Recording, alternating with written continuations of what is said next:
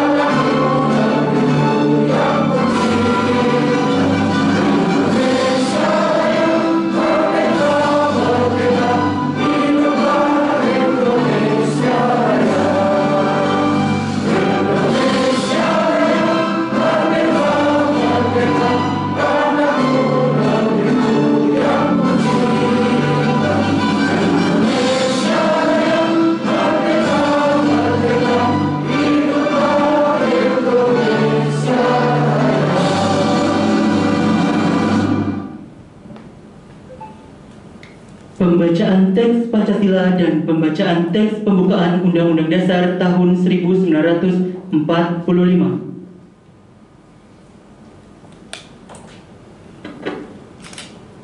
Pancasila. Pancasila. Satu. Ketuhanan yang Maha Esa. Ketuhanan yang Maha Esa. Dua. Kemanusiaan yang adil dan beradab. Kemanusiaan yang adil dan beradab. Tiga. Persatuan Indonesia. Persatuan Indonesia. Empat. Kerakyatan yang dipimpin oleh hikmat kebijaksanaan. Kerakyatan yang dipimpin oleh hikmat kebijaksanaan. Dalam permusyawaratan perwakilan. Dalam permusyawaratan perwakilan. Lima. Keadilan sosial bagi seluruh rakyat Indonesia. Keadilan sosial bagi seluruh rakyat Indonesia.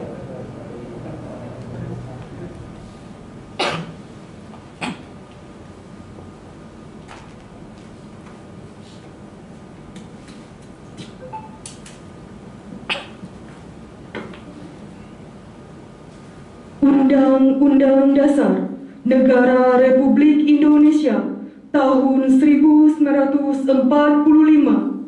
Pembukaan bahwa sesungguhnya kemerdekaan itu ialah hak segala bangsa, dan oleh sebab itu maka penjajahan di atas dunia harus dihapuskan karena tidak sesuai dengan pri kemanusiaan dan pri keadilan.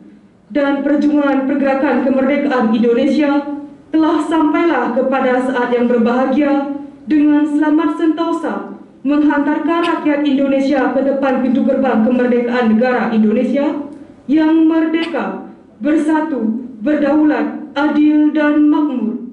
Atas berkat rahmat Allah yang Maha Kuasa dan dengan didorongkan oleh keinginan yang luhur supaya berkehidupan kebangsaan yang bebas, maka rakyat Indonesia menyatakan dengan ini kemerdekaannya.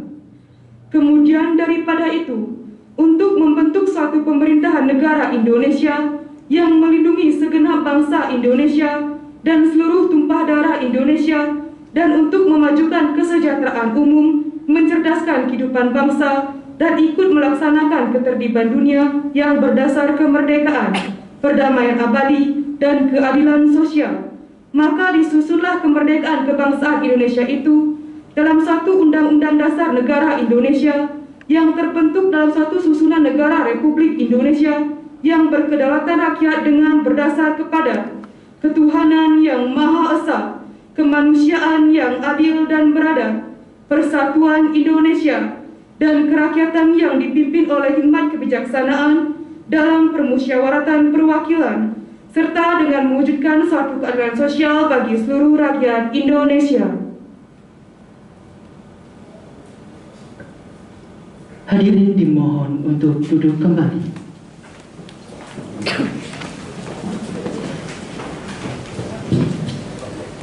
Selamat siang dan selamat datang kami ucapkan kepada hadirin dalam acara Kuliah Umum Deputi Politik, Hukum, Pertahanan dan Keamanan Kementerian PPN Bappenas RI dengan tema Implementasi Nawacita Presiden RI Joko Widodo di Provinsi Bali, Politik Anggaran dan Politik Kebijakan. Pada hari ini, Rabu 27 April 2022, bertempat di Istana Mancawarna, Tampak Siring, Gianyar, Bali, dimulai. Om Swastiastu. Assalamualaikum warahmatullahi wabarakatuh. Salam sejahtera, salam kebajikan, Om Namo Buddhaya, Shalom. Yang terhormat, Senator DPD MPR RI sekaligus Presiden di Soekarno Center, Dr. Sri Gusti Ngurah Arya Widekarna Mahendrata Wedastra Putra Swesta 3 SEM Tru MSI. Yang terhormat, Deputi Politik, Hukum, Pertahanan dan Keamanan Kementerian PPN dan Bappenas RI, Bapak Dr. Insinyur Slamet Sudarsono. Yang kami hormati, Direktur Politik dan Komunikasi Kementerian PPN dan Bappenas RI, Bapak Dr. Andes Riki Sutikno. Yang kami hormati, Rektor Universitas Mahendrata, Ibu Dr. Nike Totwirani SHMH. Yang kami hormati, Ketua Dewan Kurator di Soekarno Center, Bapak Enang Ismail. Yang kami hormati, Ketua Panitia acara pada hari ini, Ibu Ida Ayu Indira Wahyu Pramesti Guntur SH, beserta hadirin dan tamu undangan yang kami hormati. Puja dan puji syukur kami panjatkan kehadapan Ide Sang Yang Widiwasa, Tuhan Yang Maha Esa, karena atas asung kertawanugerahnya lah kita dapat berkumpul di tempat ini dalam keadaan sehat rahayu. Baik hadirin yang kami hormati, sebagai ucapan selamat datang dari kami, mari kita saksikan bersama tari penyambutan, tari Sekar Jagat, yang akan ditarikan oleh Nilo Putu Putri Wijayanti, Nilo Putu Rahayu Madu Sedana, dan Nikomang Arinda Sastra Pramesti. Selamat menyaksikan.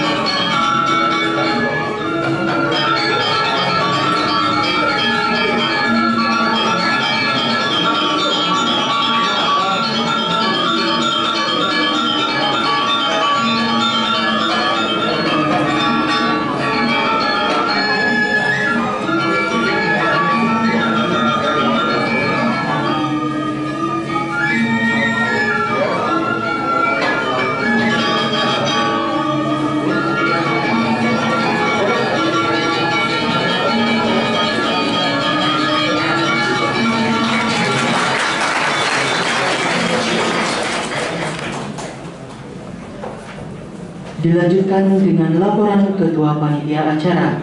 Kepada Ibu Ida Ayu Indira Wahyu Prameswari Guntur Esa, kami persilahkan.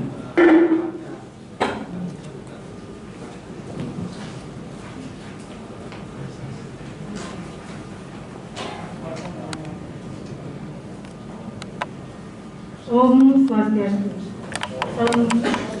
Assalamualaikum warahmatullahi wabarakatuh. Shalom, nama budaya, salam sejahtera bagi kita semua.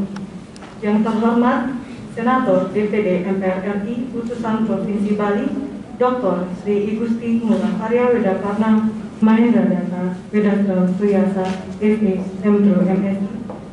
Yang terhormat narasumber kuliah umum dari Deputi Bidang Politik, Hukum, Pertahanan, dan Keamanan Kementerian PPN Bappenas RI, Bapak Dr. Insinyur Slamet Sudarsono.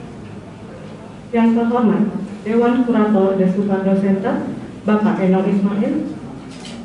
Yang terhormat Rektor Universitas Mahendra Data, Dr. Niketut Wiratni SHMH, serta yang saya hormati Kepala Bank Indonesia Provinsi Bali, Kepala OJK Regional 8 Bali Nusa beserta jajaran, Kepala Bapeda Provinsi Bali dan Sekabupaten Kota, Kepala BPKAD Provinsi Bali dan Sekabupaten Kota, Kepala BPKP Provinsi Bali, Kepala Kantor Wilayah Direktorat Jenderal Pajak Provinsi Bali, para jajaran Dekanat Perguruan Tinggi Negeri Swasta Seprovinsi Bali, mahasiswa-mahasiswi Perguruan Tinggi Negeri Swasta Seprovinsi Bali, serta para hadirin peserta kuliah umum yang tidak bisa saya sebutkan satu persatu.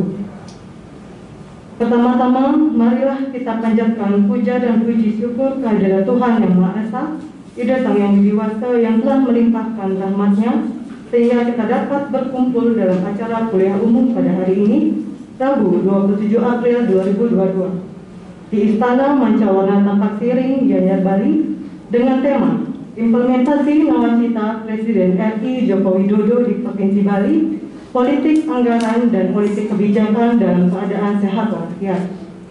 Hadirin yang berbahagia, sebagai Ketua Panitia Kuliah Umum, kami ingin melaporkan bahwa kuliah umum ini berangkat dari suatu pemikiran, yaitu dalam rangka mendukung presidensi G20 Indonesia di Provinsi Bali, serta mewujudkan implementasi Nawacita Presiden RI Joko Widodo di Provinsi Bali.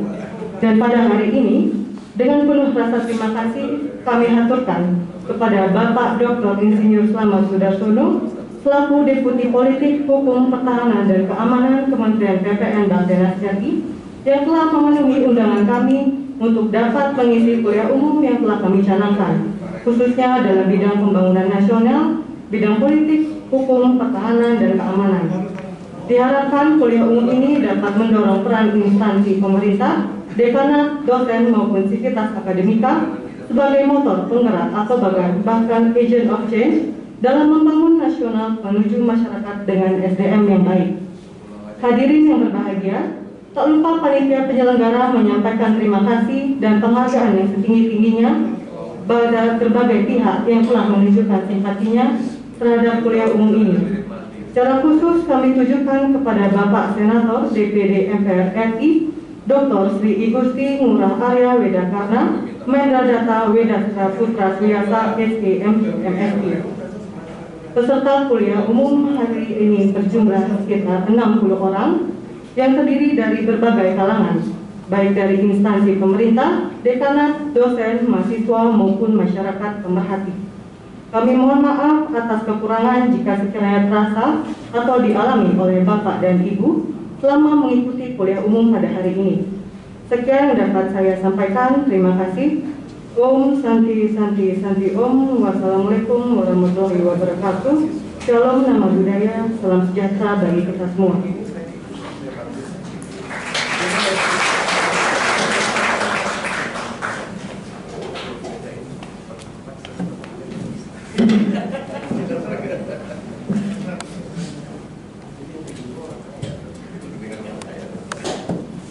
Acara dilanjutkan dengan sambutan Rektor Universitas Mahendra Bali. Kepada Ibu Dr. Niketut Wiratni SHMH, kami persilahkan.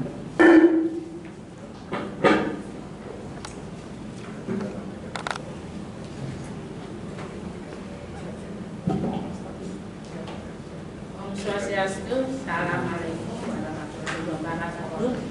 Salam sejahtera, nama budaya, salam kebajikan.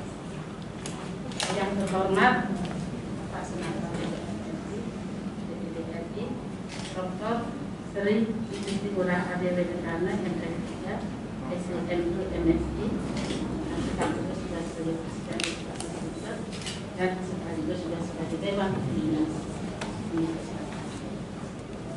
Nah, yang terhormat dari Bapak Deputi Bidang Politik Hukum dan Tahanan Keamanan Bapak Dr. Insinyur Selamat Sudarsono MPT kita CRRI CCRT. Maaf ketika salah menyebutkan. Bapak Dr. Bapak Eno Warga Soekarno Center, perwakilan dari OJK tadi, Bapak perwakilan dari BI Indonesia, jajaran rektorat dan dekanat, mahasiswa-mahasiswi dan hadirin yang tidak bisa saya sebutkan satu-satu. Puji syukur kehadapan itu Sang Yang Widiwasa, Tuhan Yang Maha Esa, kita diberikan kesehatan sehingga dapat berkumpul di tempat ini dalam rangka mengikuti kuliah umum dari Kementerian Perencanaan Pembangunan RI, Deputi Bidang Politik, Hukum, Pertahanan dan Keamanan dalam implementasi nawacita Presiden Republik Joko Widodo di Provinsi Bali, politik anggaran dan politik kebijakan. Selamat datang Bapak, terima kasih sudah hadir di tempat ini. Jadi izin saya menyampaikan sekilas tentang Universitas Mahendra.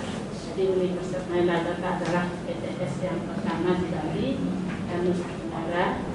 Jadi didirikan oleh Presiden Soekarno yang pertama dengan almarhum ayah beliau dari Bapak Soekarno, yang mana Mahendra Data itu adalah suaminya adalah Udayana. Jadi Udayana dengan Mahendra Data adalah suami istri. Jadi didirikan Mahendra Data setahun setelah Universitas Udayana. Jadi berkeberatan salah satunya adalah Airlangga yang berkeberatan di Surabaya menjadi Universitas Airlangga. Nah, jadi ya itu Bapak, jadi didirikan tahun 63 setelah setahun setelah Universitas Udayana. Jadi Universitas Mahendra Data sebagai kampus perjuangan, jadi terbukti beberapa presiden semua dari Jokowi, Mega maupun SBY sudah datang ke Bali dan khususnya tempat ini, dan juga beberapa menteri, terakhir menteri dan menteri yang kesehatan hadir di sini. Jadi nuansa Bung Karno memang sangat dekat dengan kampus kami, pendirinya tadi Bapak. Yang kedua juga visi misi dari Universitas Mahendra Data, dari universitas sampai prodinya adalah ciri khasnya adalah Trisaktimaranisme. Trisaktimaranisme yaitu yang mana prinsip Trisakti ini selalu menjadi dasar atau pedoman dalam memerintah pada saat Soekarno memerintah. Demikian juga kita hubungkan dengan strategi khusus daripada gagasan Trisaktimaranisme ini dituangkan dalam nawacita dari Presiden Jokowi.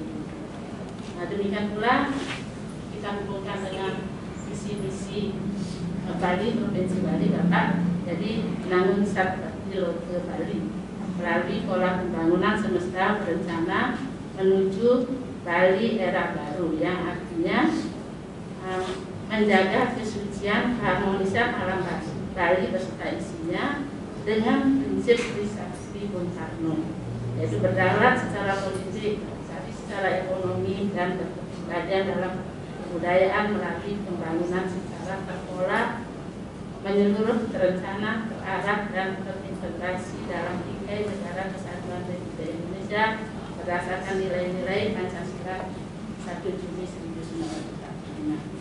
Demikian yang dapat kami sampaikan.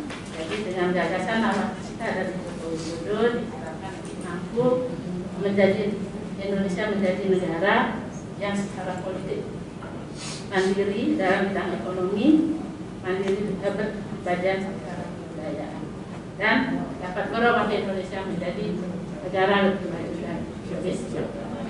Demikian yang bisa saya sampaikan. Terima kasih. Om Santi Santi Santi.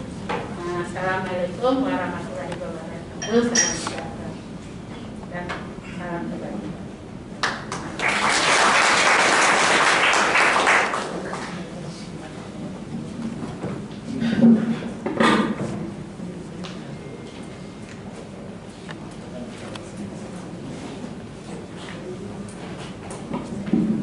Baik, hadirin yang kami hormati, acara dilanjutkan dengan sambutan Senator DPD MPR RI sekaligus Presiden Diskono Center kepada Dr. Sri Igusti Ngurah Arya Widikarna Mahendrata Wedastra Putra Swasta 3 STM MSI. Kami persilakan.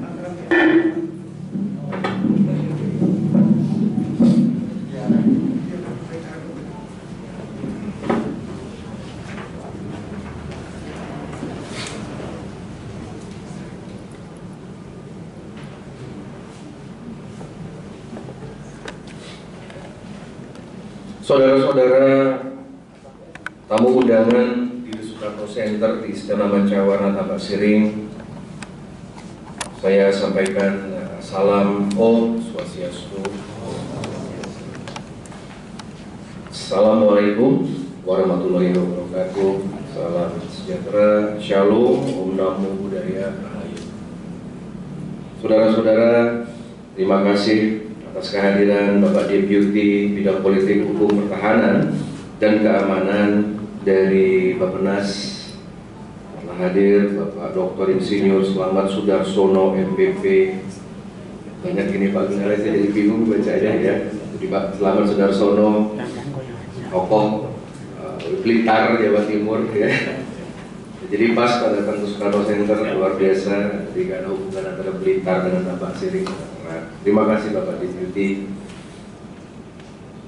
Kemudian yang hadir juga Pak Indra Jaya, matur suksma Bapak. Kita sedang menunggu juga dari Bapak Wali Kisno serta jajaran kementerian yang hadir. Kemudian saya ingin menyapa dari pimpinan Bank Indonesia, Pak datang, dari Deputi Pimpinan OJK Wilayah 8 Nusra dan Bali Nusa Tenggara, Bapak Pimpinan Deputi Matur Suksma sudah beberapa kali hadir lagi. Ibu Rektor Universitas Mahendra Ibu Dr. Wiratni, Bapak Enong Ismail, beliau sebagai Ketua Dewan Kurator di Soekarno Center, termasuk orang kepercayaan keluarga Bung Karno. Ya, terima kasih yang telah dipercaya untuk mengkurasi koleksi-koleksi Presiden Soekarno. Kepada Bapak Ibu pejabat yang hadir yang tidak bisa saya sebutkan satu persatu, baik dari tingkat provinsi ya, dan juga tingkat kabupaten kota, serta di sini saya lihat banyak mahasiswa, anak muda yang Bapak Deputi sengaja saya undang ke sini biar nggak demo.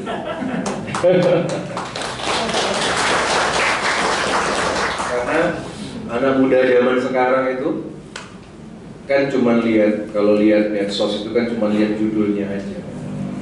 Ya setungkara, ya, syukur alhamdulillah, puji Tuhan bahwa Bali aman, masih bisa kita kontrol, nggak sampai rusuh, nggak sampai ada penelanjangan, tidak sampai ada pengumpulan. Karena kita tokoh-tokoh Bali ini concern sekali, karena Bali sudah mulai buka pariwisata, maupun juga Bali ini sudah persiapan untuk tuan rumah G20. Kayak adik-adik mahasiswa sebentar dengar kuliah umum ini ya, karena beliau datang dari Jakarta sengaja untuk menghadiri undangan DPD RI. Terima kasih dan akan dicatatkan baik Bapak. Terakhir beliau datang ke sini ketika Ibu Menteri hadir ya. Jadi beliau sekarang datang udah istilahnya deputi itu udah wakil menteri ya. Nah, kemarin waktu periode Pak Jokowi pertama Ibu Menteri sempat hadir di sini. Ya mungkin satu-satunya tempat di Bali Pak yang semua presiden sama hampir menteri datang di sini Pak. Ya. Jadi mohon maaf Pak kalau sudah yang lain-lain dalam artian kita belajar, karena menurut Bung Karno itu semakin banyak kita baca dan mendengar ya. Saya pun sebagai senator Pak, sebagai mantan rektor, saya sebagai doktor termuda di Republik ini Pak, saya sering mendengar. Ada kalanya saya bicara, tapi ada kalanya saya diam untuk mendengar.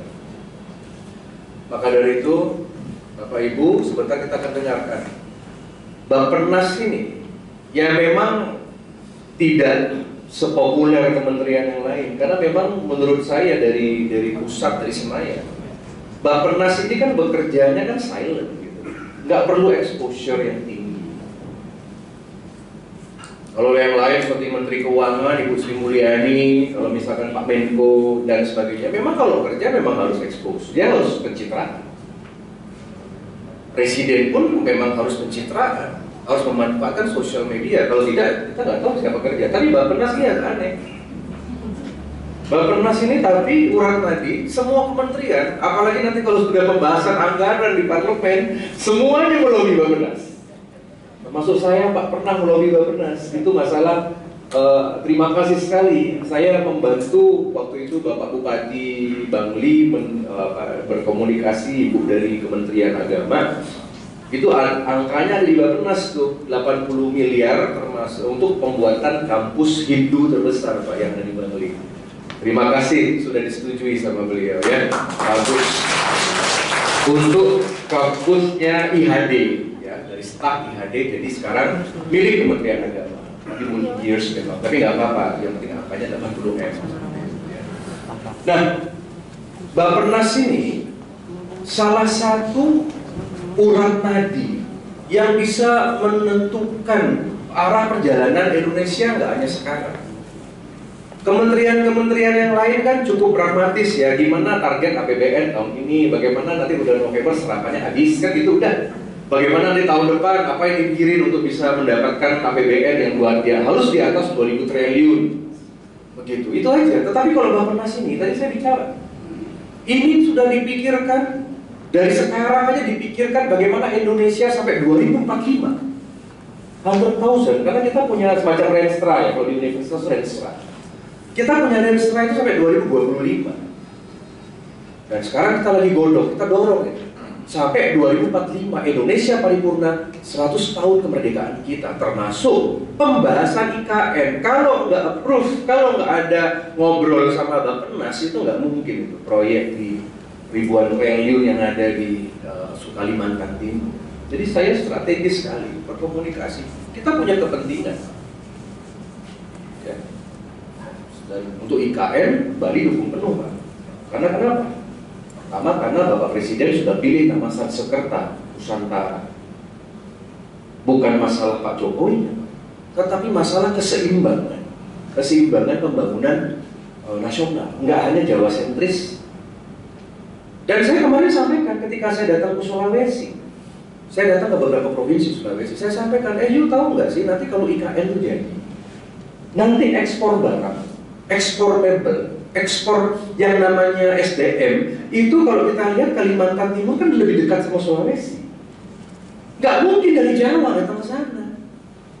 Yang akan mendapatkan itu Sulbar, Sulteng, Gorontalo. Makanya orang Sulawesi harus dukung, karena bagaimana 100.000 orang itu berdol kota akan pindah. Makanya saya kemarin ketika rapat dengan Bapak Menteri Cahyokumolo, 100.000 ya, 100.000 SDM. Sudah. Kalau PNS nggak mau pindah ke IKN, udah pecat aja sudah. Setuju. Ya. Bagi sekarang kan banyak PNS radikal. Radikalnya harus tahu. Anak-anak baru yang pintar-pintar, yang milenial. Salah satu keputusan kami kemarin Pak, dengan salah satu BUMN terkait dengan SDM. Itu di Bali itu ada yang namanya hotel-hotel milik BUMN, Pak. Yang dimana hotel-hotel itu tuh jadul semua, SDM-nya udah sepuh. Saya sampaikan, saya ketemu sama dirutnya di Jakarta. Ya sudahlah, kita punya Ina Bali Beach, kita punya Ina Putri, kita punya Ina Veteran, kita punya Ina Kute, kita punya Ina apa lagi, banyak Sindu. Apalagi sekarang Bapak Jokowi akan membuat rumah sakit Pak ya di Sanur yang luar biasa. Nanti hotel Ina itu akan dirubah, akan dibongkar semua, akan menjadi rumah sakit besar, ada landasan helikopternya. Tapi sebagian lapangan golf saya tidak dipertahankan Karena yang jaga itu juga perlu itu hiburan, tenis, sport, ataupun tetap. Saya sampaikan, kalau seandainya nanti BUMN, termasuk juga perbankan dan sebagainya, kalau misalkan SDM-nya tidak menguasai teknologi, nggak bisa menguasai digitalisasi, lebih baik mundur, pensiun, asal pesangonnya dibayar. Seneng juga itu, lumayan dari pesangon 300 juta per orang kan, udah bisa buat toko kan, gitu. Ya udah. Yang muda-muda inilah nanti akan menggantikan. Nanti kata 2024 kita sudah punya jalan tol. Terima kasih Bappenas. Kalau nggak ada Bappenas mendukung, nggak mungkin ya. Kalau nggak ada BI kan sekarang tukang riset kan gitu kan. Karena pekerjaannya diambil OJK. Ya, kalau BI kan riset bagaimana. Terima kasih lah. BI sudah aktif Pak melibatkan perguruan tinggi Pak. Terus kirim jurnal gitu. Terus mengundang. Terima kasih sekali OJK Pak, luar biasa ini. Pak Deputi, ya saya doakan biar bisa menjadi kepala OJK nanti ya. Ingat pesan Bung Karno, bergaulah sama orang besar, maka kamu akan menjadi besar. Masuklah ke sebuah institusi yang hebat, maka kita akan menjadi hebat dengan sendiri. Ya. Maka dari itu Bali, ya saya tidak banyak Pak, karena Bapak belajar pesawat. Tapi saya intinya begini, tolong amankan aspirasi Bali, jangan anggarannya dikutak-atik.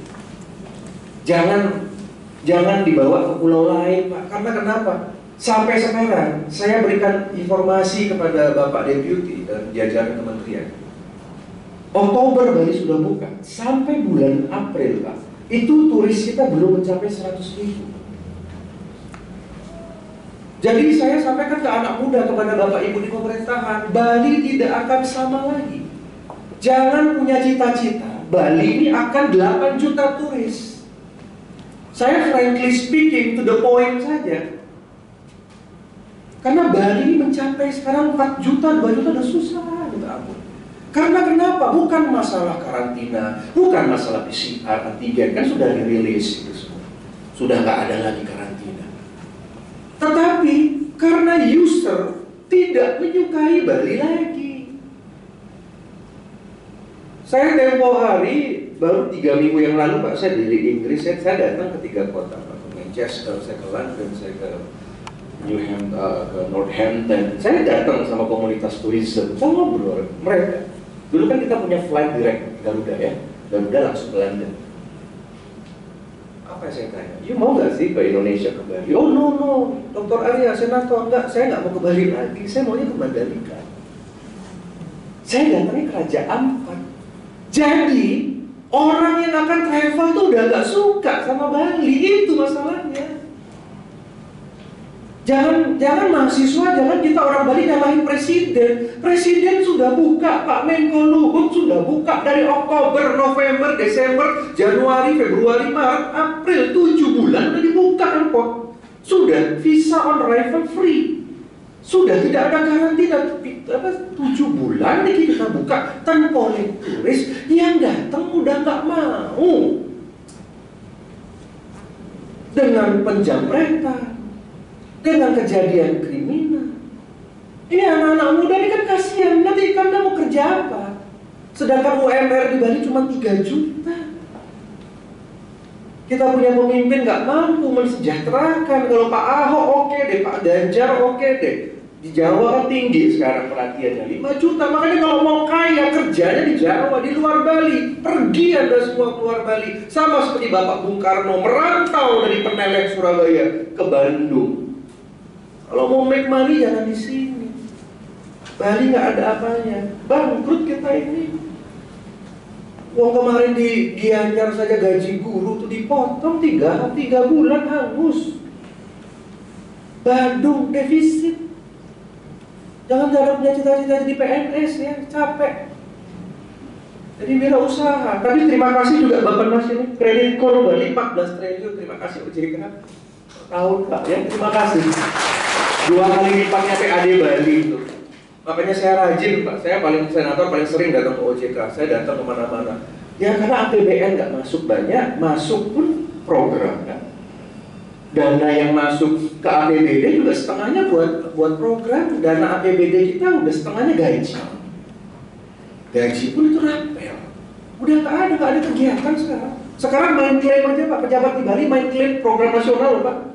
Jadi Pak bawa acara ke sini, itu diklaim ini acara provinsi, padahal cuma dapatnya cuma berapa persen anggaran. Tapi it's okay, biar kelihatan kerja, apa-apa.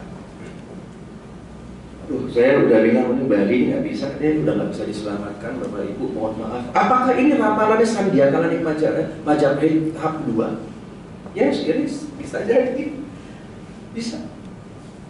Sepi. Ubud lihat udah buka airport cuma 12, kita dulu bisa 50 flight per hari 12. Ubud sepi Pak, karena yang di Ubud itu adalah quality turis. Kalau yang di Seminyak atau di Tenggat itu banyak anak-anak muda, mereka datangnya buat klub, buat having fun. Mereka datang ke Bali untuk seks, mereka datang ke Bali untuk drugs. Mereka makannya makan nasi jenggo, mereka nggak mau makan yang murah-murah. Mereka tinggalnya bukan di villa yang bayar pajak, tinggalnya di kos-kosan yang sebulan cuma 2 juta.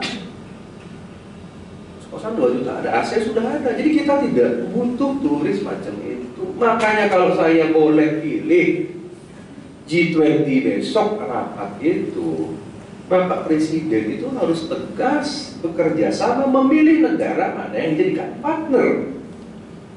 Ya.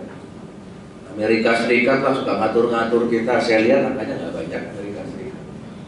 Cina, kita perlu bergaul sama Cina. Jangan sampai mahasiswa antek Cina semua.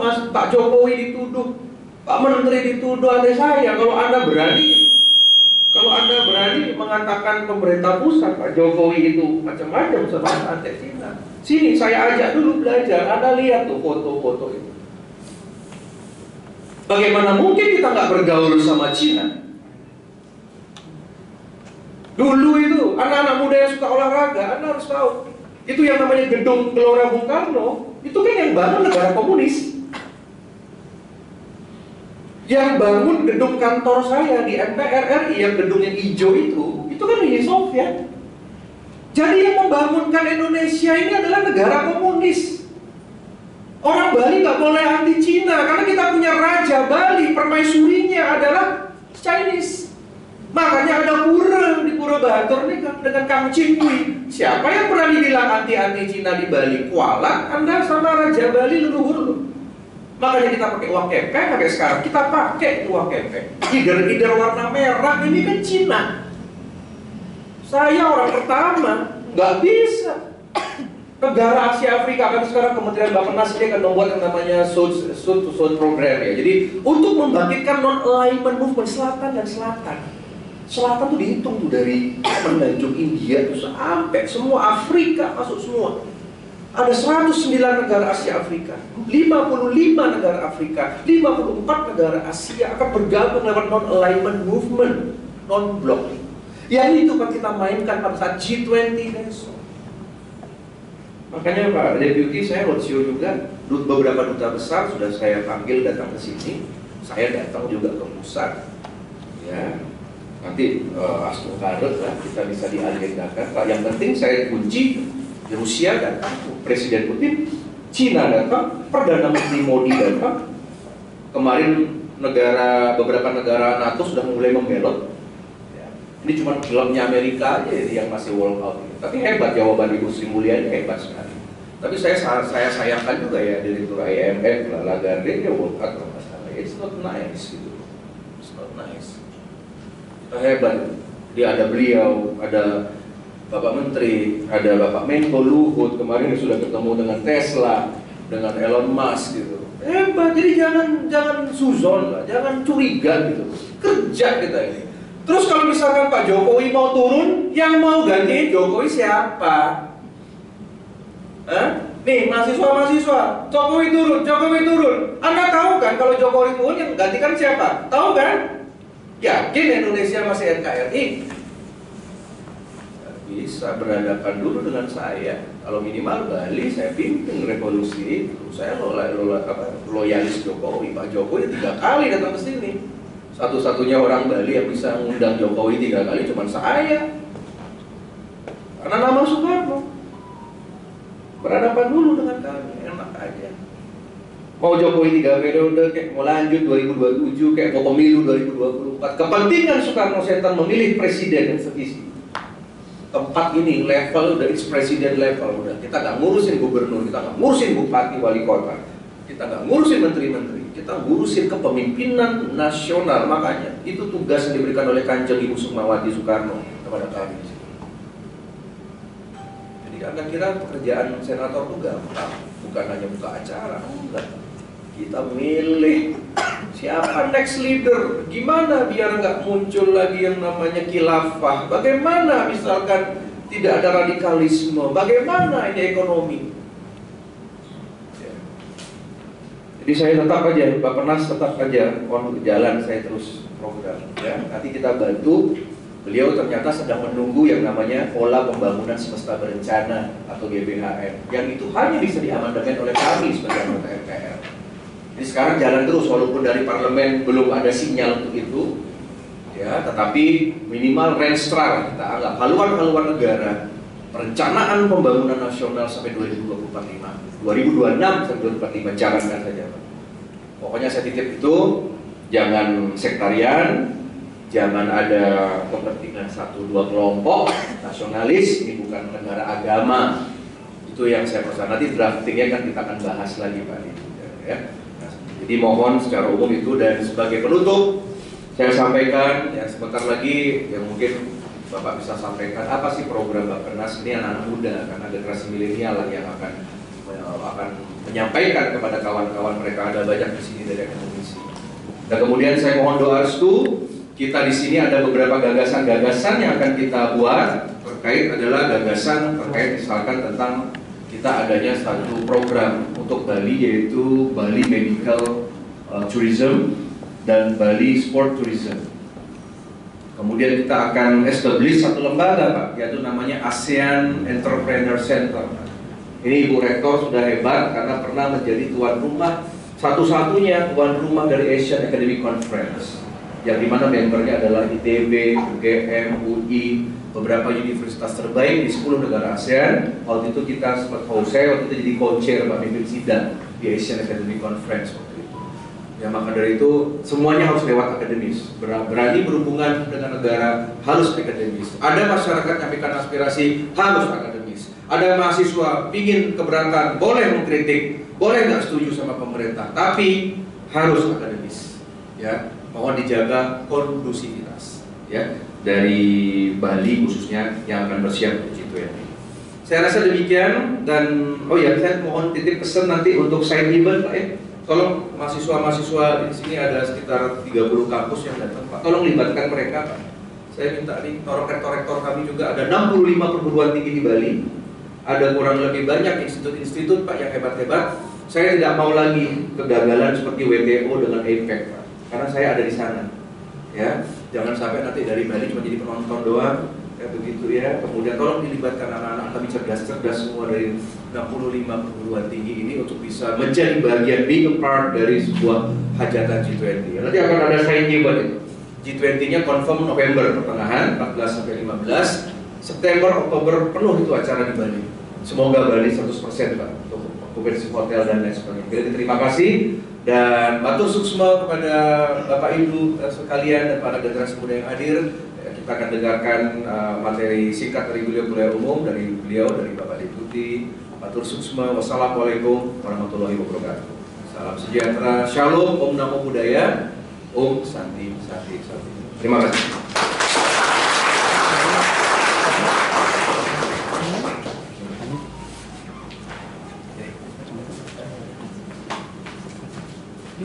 Baik, terima kasih. Hadirin yang kami hormati, acara dilanjutkan dengan kuliah umum oleh Deputi Politik, Hukum Pertahanan dan Keamanan Kementerian PPN dan Bappenas RI kepada Dr. Insinyur Slamet Sudarsono. Waktu dan tempat kami persilakan. Yang terhormat Senator DPD MPR RI Provinsi Bali, Bapak Dr. Yang terhormat anggota Dewan Perwakilan Daerah Provinsi Bali, Kepala Bapeda dan instansi di provinsi maupun kabupaten se-Bali, juga Bapak Kepala Perwakilan Bank Indonesia, Pak Kepala Perwakilan OJK di Bali, kemudian Ibu Rektor Universitas Mahendra Data, Bapak Ibu Rektor, Dekan, dan Sivitas Akademika Universitas di Provinsi Bali, sahabat-sahabat Ketua Badan Eksekutif Mahasiswa Universitas di Bali, Bapak Ibu tokoh masyarakat, akademisi, perwakilan organisasi masyarakat, lembaga swadaya masyarakat, serta hadirin tamu undangan yang kami muliakan. Om Swastiastu. Assalamualaikum warahmatullahi wabarakatuh. Shalom, Namo Buddhaya, salam kebajikan, salam sehat. Mari kita panjatkan syukur kehadirat Tuhan Yang Maha Esa yang telah mengizinkan kita untuk bertemu pada acara penting siang hari ini untuk kemajuan Bali. Bapak Ibu yang kami hormati, rencana pembangunan jangka menengah nasional disusun melalui rangkaian upaya harmonis yang pertama dengan teknokratik, para profesional dan sebagainya. Kemudian itu diarahkan oleh visi misi Bapak Presiden terpilih. Dari sanalah ada proses politik. Setelah itu baru diterbitkan peraturan Presiden oleh Bapak Presiden 3 bulan setelah beliau dilantik. Jadi visi misi Presiden yang berupa nawacita itu bersama dengan arahan Presiden dijabarkan menjadi 7 agenda pembangunan atau biasa disebut dengan prioritas nasional.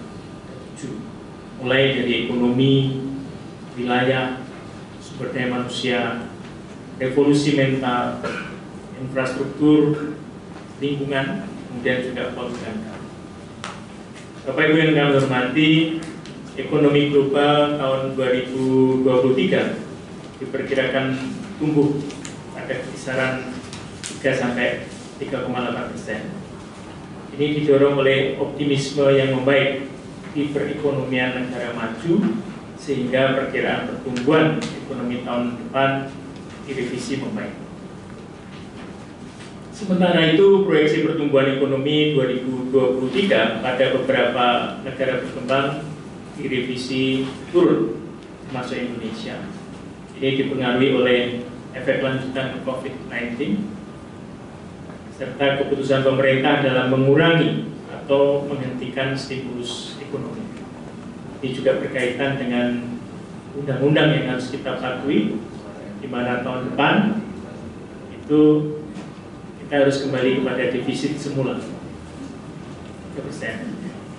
Bapak Ibu yang kami hormati, rencana pembangunan jangka menengah nasional 2020-2024 itu merupakan titik awal dalam pencapaian visi 2045. Tadi Senator juga menjelaskan bahwa kami, Pak Menteri dan jajaran itu sedang mempersiapkan kajian untuk 2 dokumen penting. Yang pertama untuk rencana pembangunan jangka menengah nasional periode presiden berikutnya 2025 sampai 29.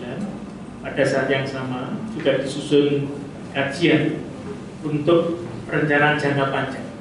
Bapak Ibu masih ingat RPJP, rencana pembangunan jangka panjang saat ini bagian dari 2005 sampai 2025. Kita harus mempersiapkan untuk rencana jangka panjang berikutnya 2026 sampai dengan 2045. Dan pada saat itu PDB per kapita diharapkan mencapai 15.000 US dollar. Nah, Bapak Ibu yang kami hormati, kita dihadapkan pada situasi yang unik sekarang ini. Ada tantangan-tantangan baru selain pemulihan pasca COVID, juga ada stabilitas politik yang dipengaruhi oleh Rusia dan Ukraina. Oleh sebab itu, kita tetap optimis, tetapi juga berusaha realistik dengan penyusunan perencanaan. Nah, dengan kondisi tersebut, juga dengan kerangka pikir tema itu, maka 2023 yang akan datang itu temanya adalah peningkatan produktivitas untuk transformasi ekonomi dengan cara 2. Yang pertama inklusif, yang kedua adalah berkelanjutan. Bapak Ibu yang kami hormati, selamat datang di sahabat kami Pak Direktur Politik Komunikasi Bapak ini. Silakan. Gimana Pak?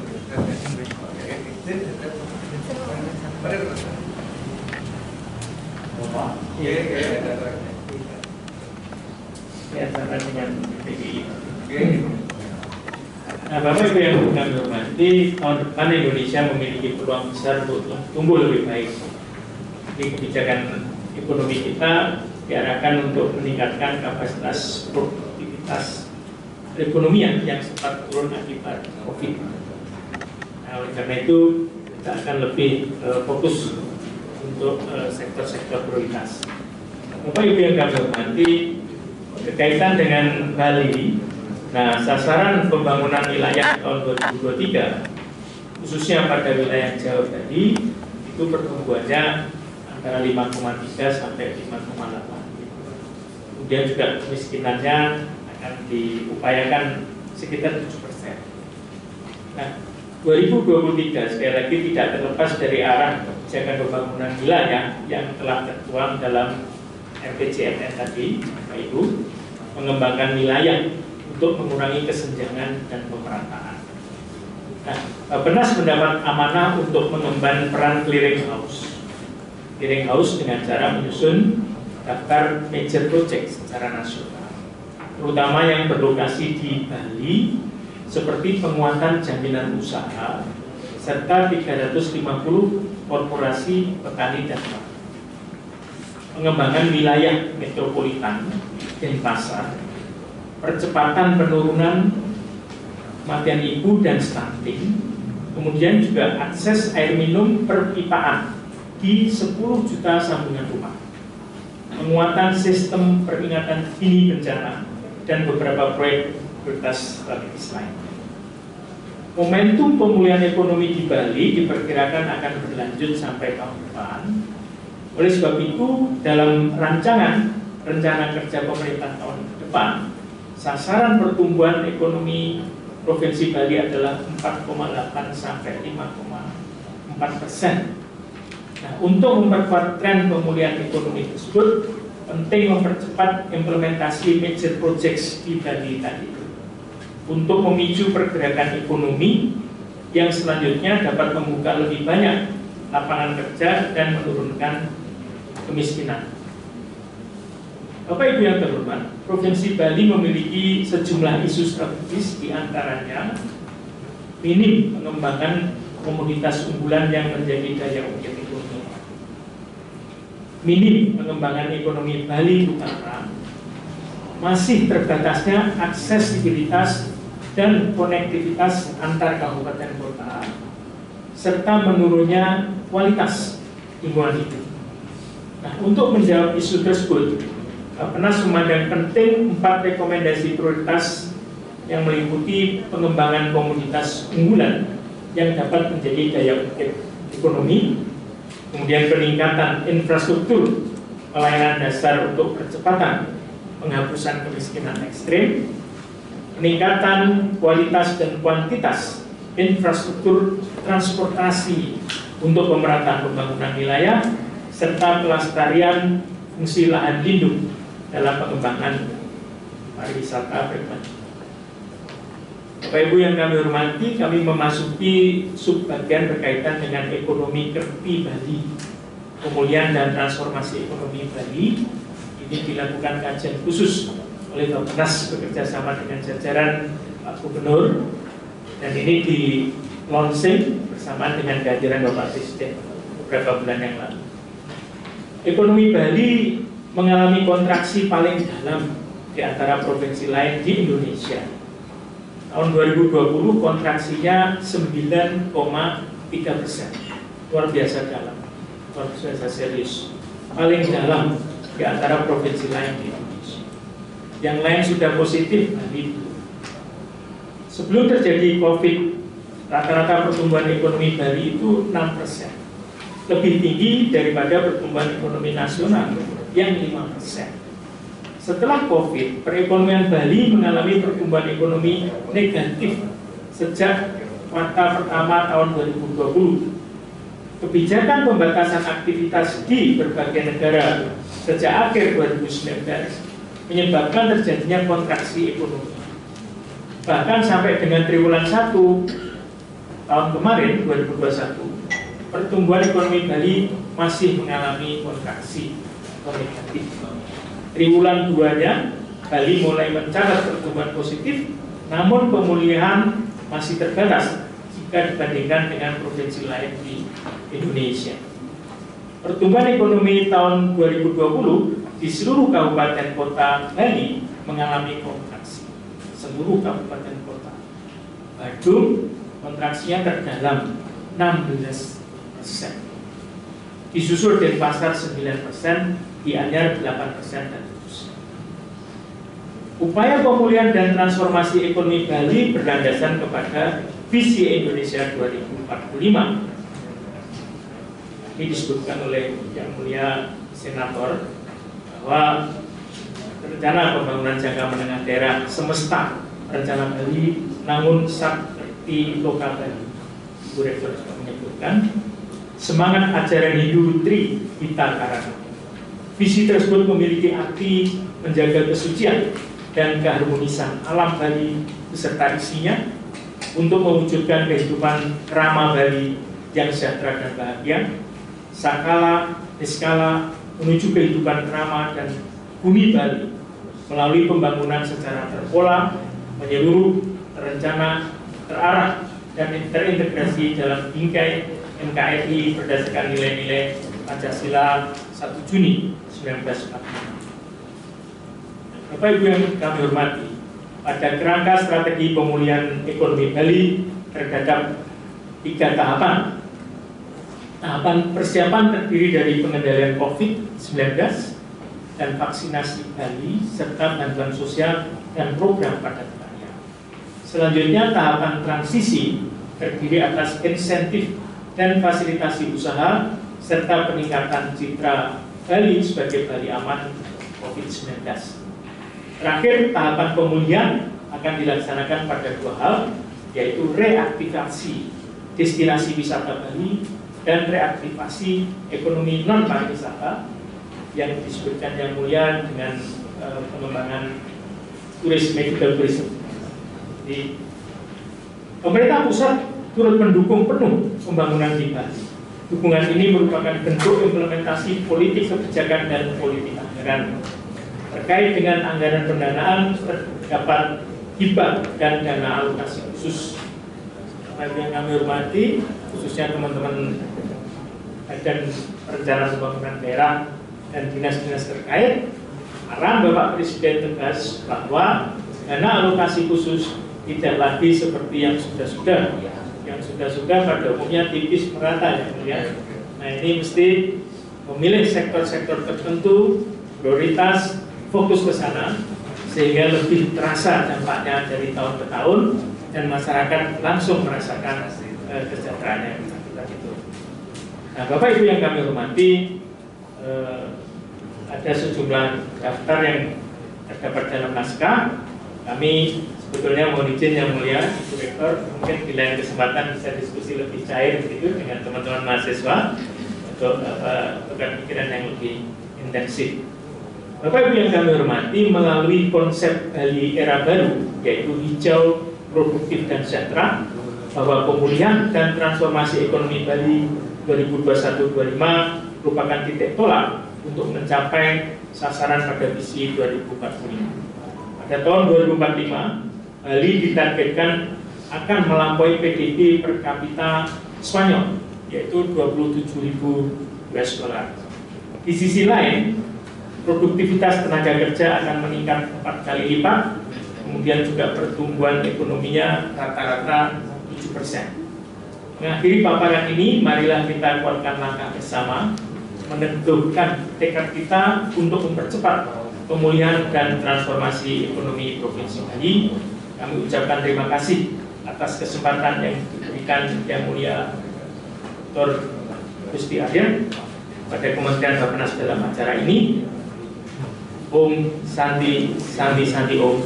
Assalamualaikum warahmatullahi wabarakatuh.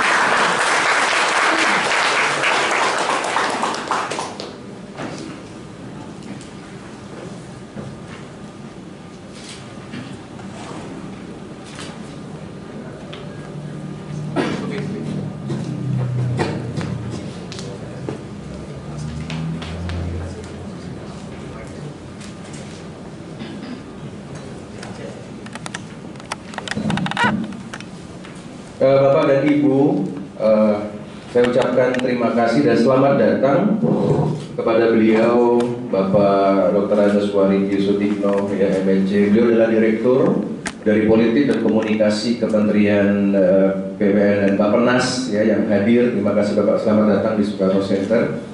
Dan nggak apa-apa karena beliau padat acara.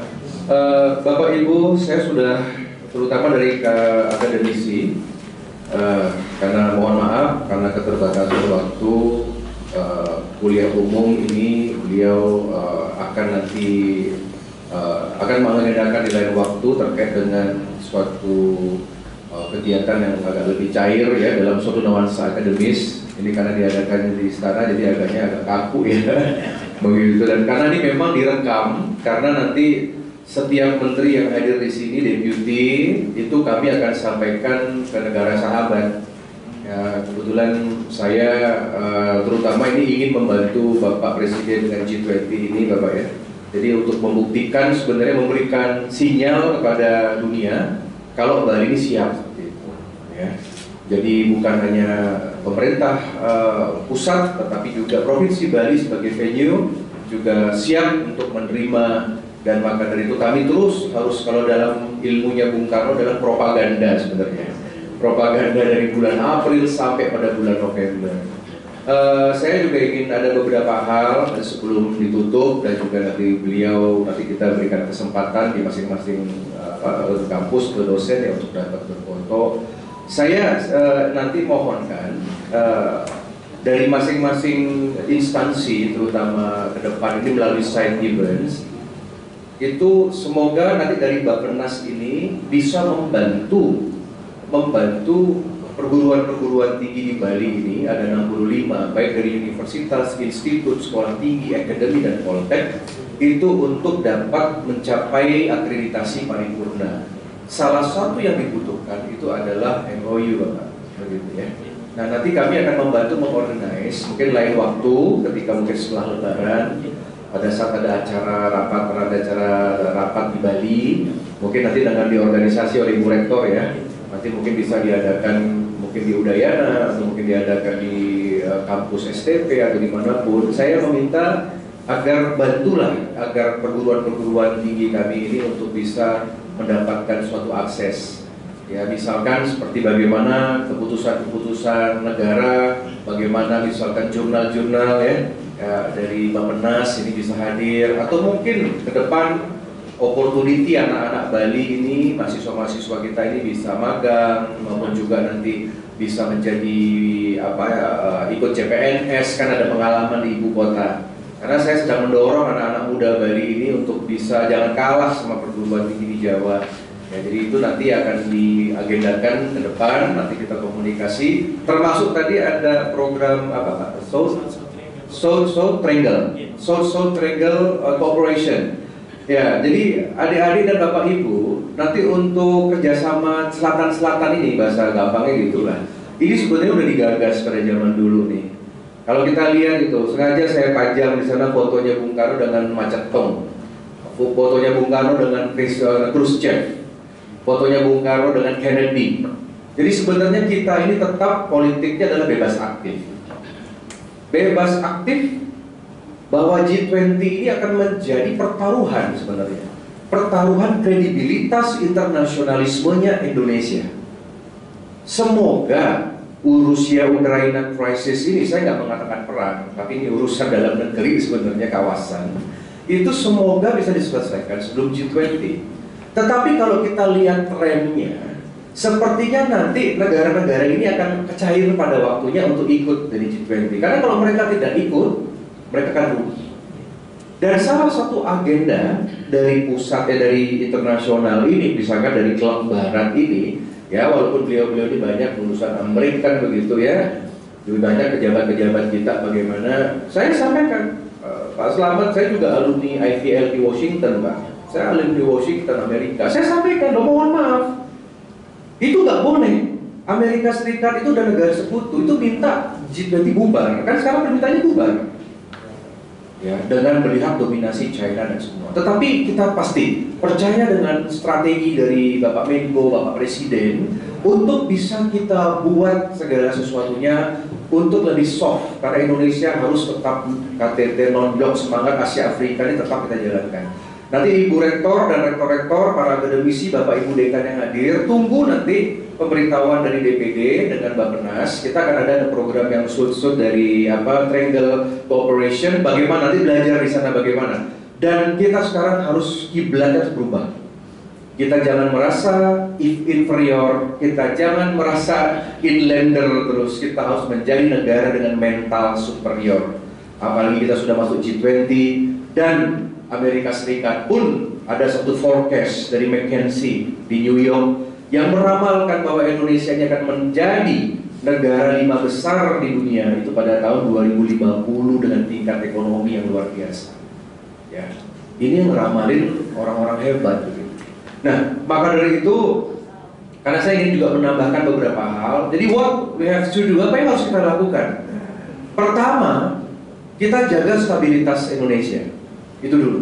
Kami menjaga stabilitas politik. Ya, bersyukurlah Pak, sekarang di parlemen seluruh partai politik ini minus PKS dan Demokrat ya, itu semua sudah menjadi partai pendukung pemerintah.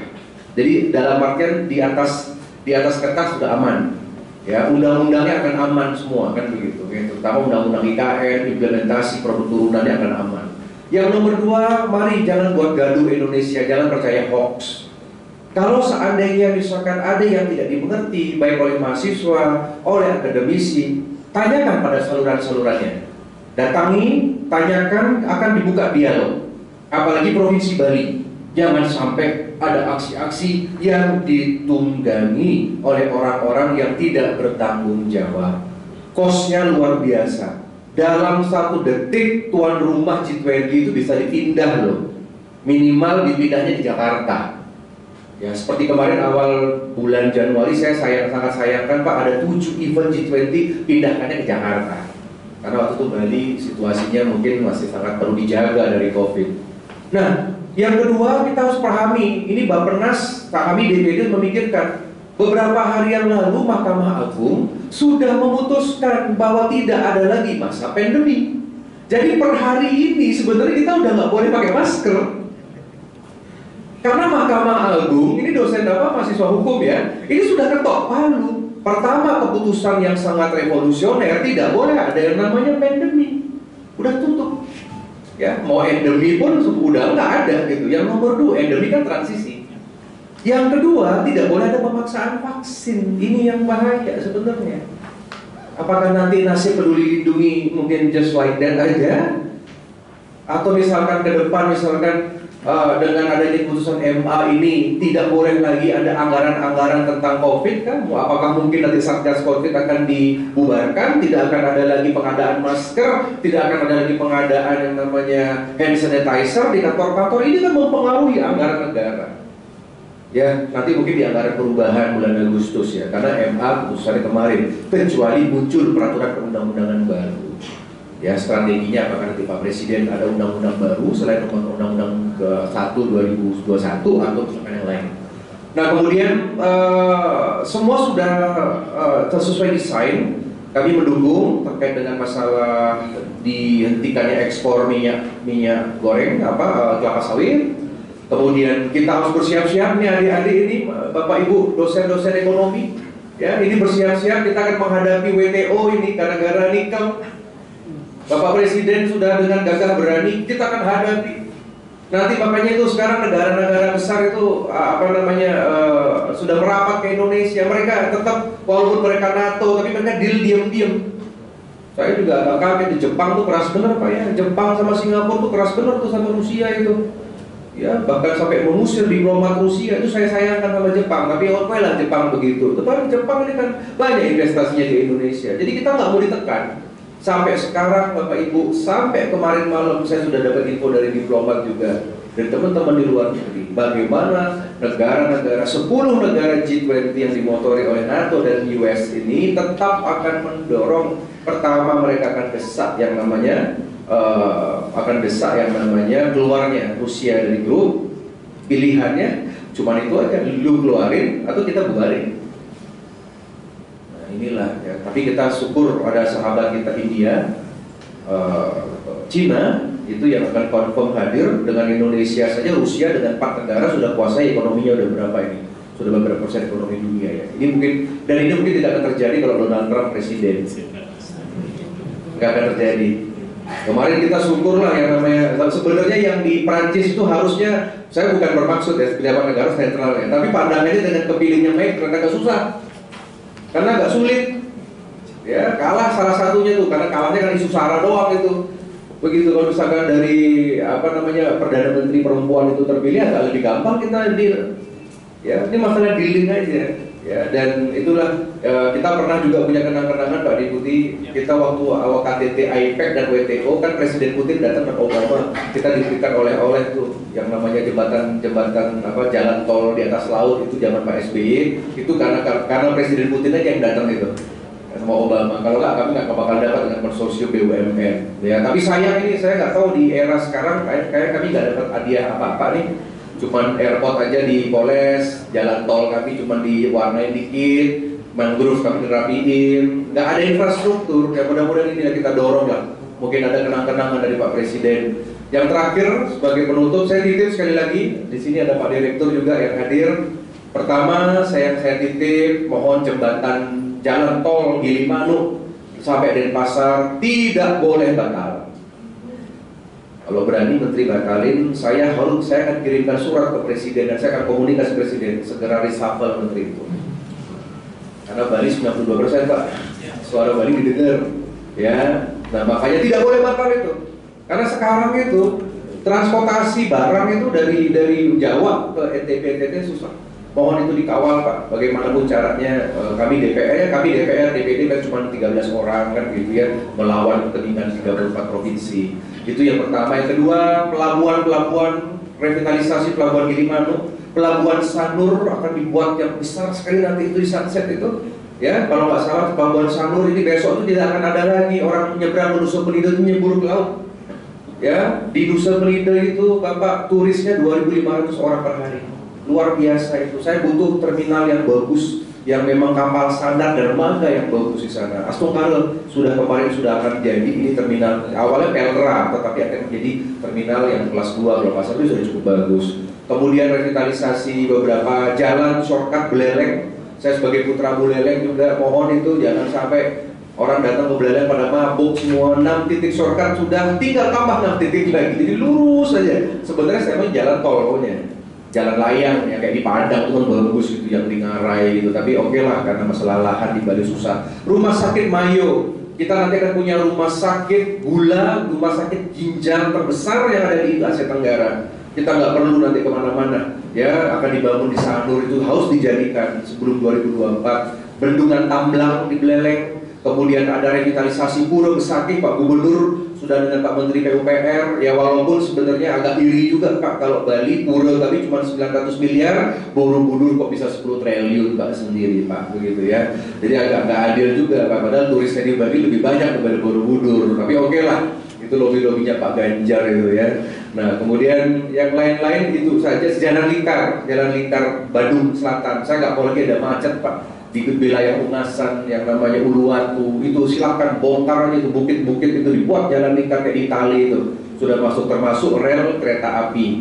Kemarin Bapak Direktur GM Airport sudah menghadap saya minta restu akan ada yang namanya rel kereta api dari airport sampai ke Sunset Road ujungnya ke Sanur sebagai salah satu syarat akreditasi airport internasional Pak. Ini mungkin sekedar sekelas LRT yang lain ya, rapid pokoknya program-program itu jangan sampai batal Pak ya untuk Bali. Kasihan inflasinya udah tinggi sendiri, turisnya juga nggak pulih. Ya kasihanlah anak-anak kami Pak. Salah satunya yang akan kami bangkit adalah dengan infrastruktur yang baik. Pokoknya nanti kalau di meja Pak Direktur, Pak Deputi kalau udah Bali, tolong ingat Senator Arya Weda Karna Pak ya. ACC begitu aja ya.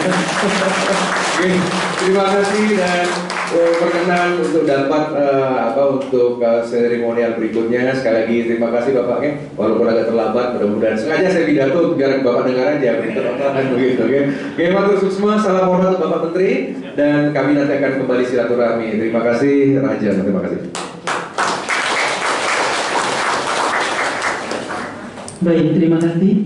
Acara dilanjutkan dengan penandatanganan prasasti DPD RI dan MOU Universitas Mahendra oleh Senator DPD MPR RI, Deputi Politik Hukum, Pertahanan dan Keamanan Kementerian PPN dan Bappenas RI, Rektor Universitas Mahendra, dan kami mengundang Direktur Politik dan Komunikasi Kementerian PPN dan Bappenas RI, Ketua Dewan Kurator The Soekarno Center, Wakil Rektor 4 Universitas Mahendra, perwakilan OJK Bali Nusra, dan perwakilan Bank Indonesia Provinsi Bali. Untuk itu kami persilahkan. OJK BI. BI Pak. Bu Rektor nih. Ini selesainya Yang beliau kan. dan agak selesai ini Tahun depan sudah siap. Silakan.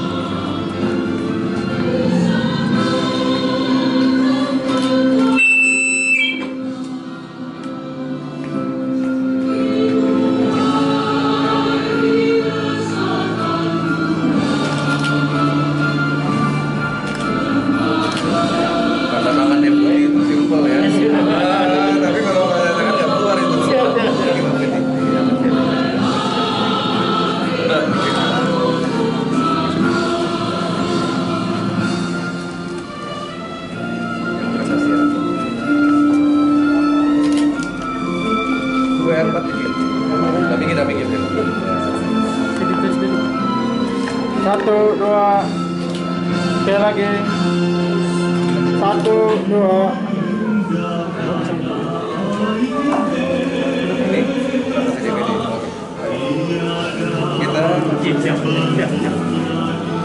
Ini ada program yang kita buat dari DPD, Entrepreneur Center dengan 10 negara ASEAN dan Sport Tourism Institute.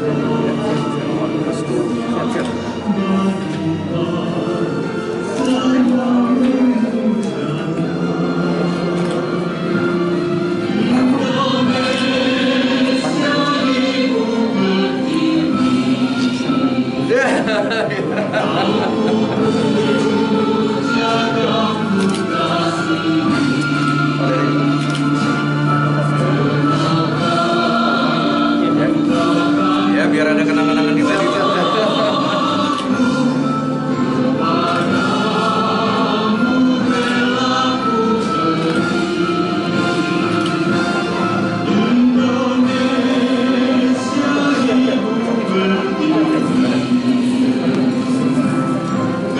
Oh ya, oke. Pak Direktur, Pak Direktur sebelah saya. Saya kirim langsung ke Pak Presiden Pak ini.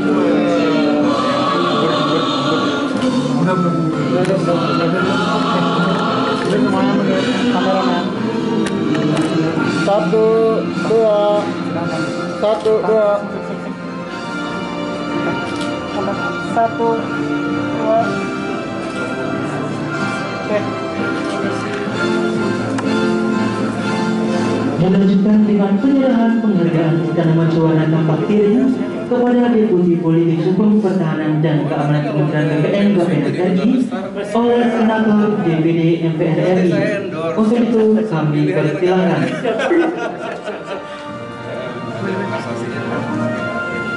Kenang-kenangan ini Bapak ya, dari itu semua.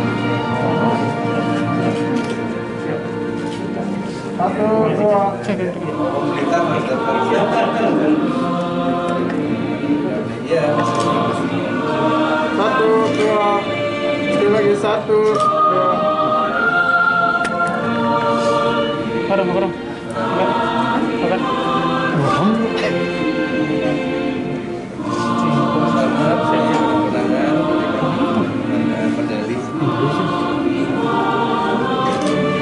Satu, dua. Sekali lagi. Satu, dua.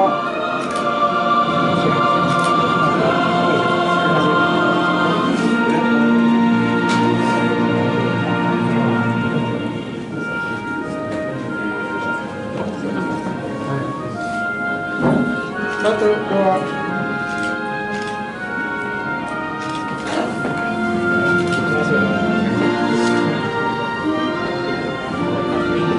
Dilanjutkan dengan penyerahan penghargaan Universitas Menderata kepada Deputi Politik Hukum Pertahanan dan Keamanan Kementerian Pertahanan RI oleh Rektor Universitas Menderata. Untuk itu kami persilakan. 1, 2.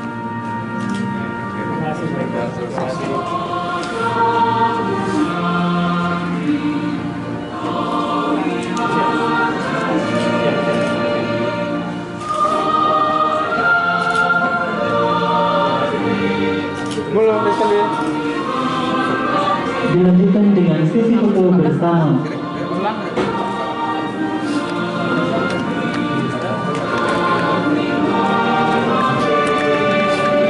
Satu, dua.